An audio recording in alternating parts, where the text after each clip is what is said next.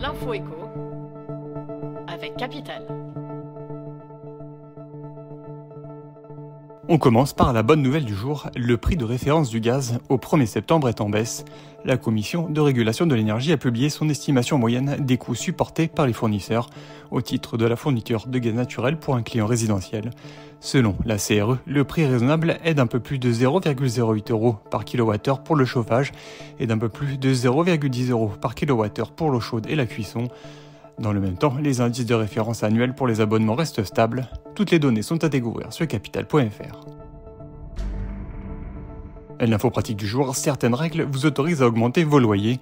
L'encadrement des loyers existe bel et bien, mais selon une étude de Priceable publiée en juillet 2023, s'appuyant sur l'analyse des annonces immobilières des studios mises à la location dans les principales villes françaises, en particulier dans les grandes comme Paris, Nice et Bordeaux, les loyers ont augmenté de plus de 6%.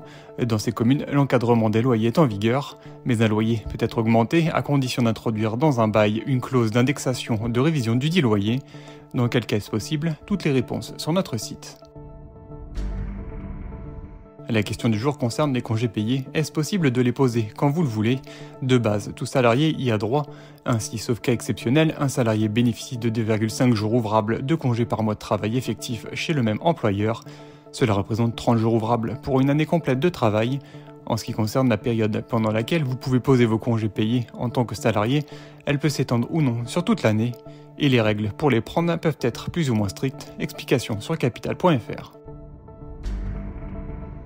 On termine par l'anticipation dont fait preuve Taïwan. Alors que les inquiétudes concernant une éventuelle agression chinoise contre l'État insulaire ne cessent de croître, Taipei veut moderniser ses Mirage 2000 et prolonger leur durée de vie.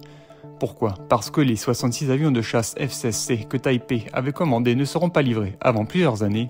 Les autorités voudraient transformer leurs 54 Mirage 2000 encore en service et les rendre biplaces. Plus d'informations sur notre site. C'était l'info éco avec Capital.